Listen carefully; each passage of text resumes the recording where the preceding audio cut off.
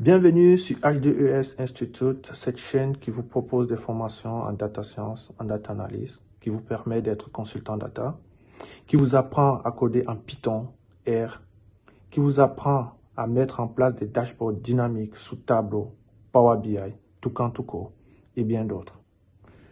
Dans cette vidéo, nous allons voir une notion importante dont j'ai trouvé que c'est l'un des pires ennemis du data scientist. Donc, il est important pour nous d'en parler. Il s'agit tout simplement de l'overfitting. L'overfitting, c'est un problème qui arrive très fréquemment en machine learning.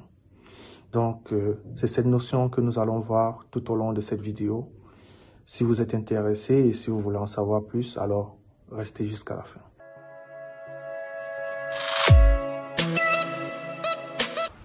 Comme évoqué lors de l'introduction, l'overfitting est un phénomène qui arrive le plus souvent en machine learning.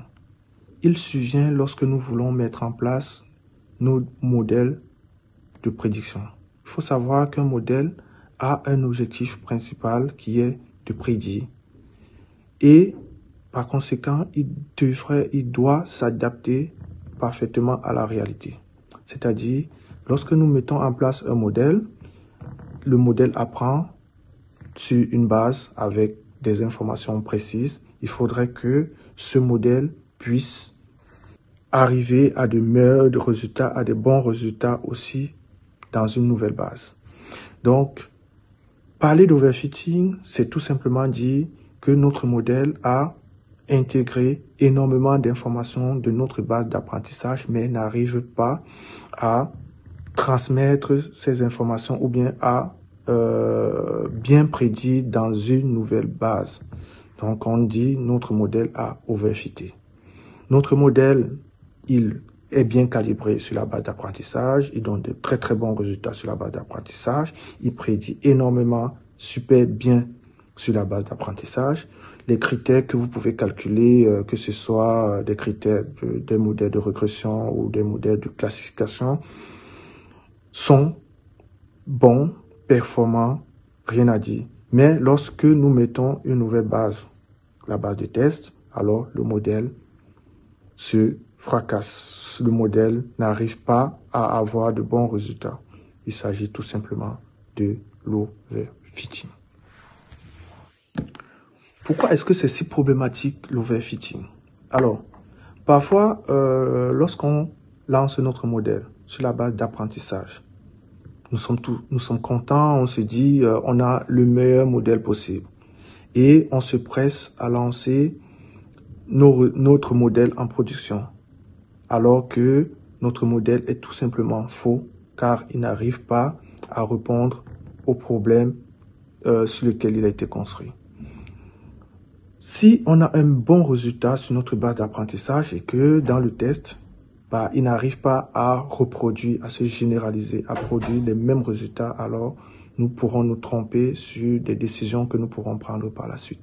Par conséquent, il est très important de résorber ce problème avant de pouvoir mettre notre modèle en production.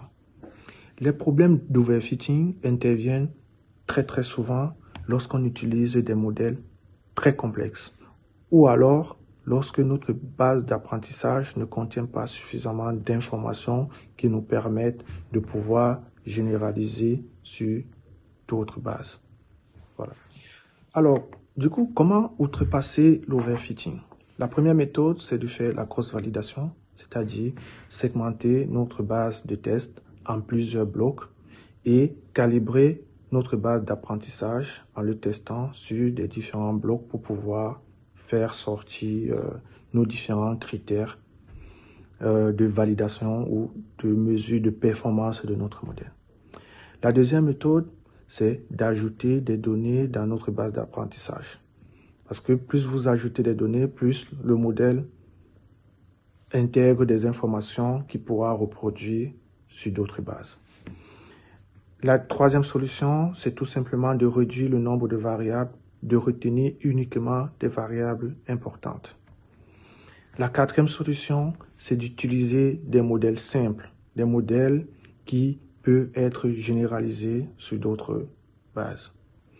La dernière solution dont je pourrais vous proposer, c'est le Early Stop.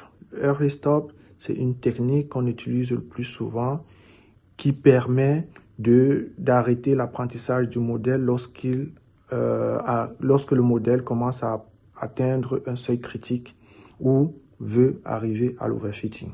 En fait, il compare le résultat obtenu au niveau de la base d'apprentissage et la base de test. Lorsque l'écart devient super important, il arrête l'apprentissage du modèle. D'où on aura donc des modèles qui ne sont pas overfittés et qui arrivent à se généraliser sur de nouvelles bases. Éviter l'overfitting est un art qu'un data scientist doit maîtriser. Et pour cela, il doit connaître, il doit apprendre les notions de base, les notions théoriques des modèles.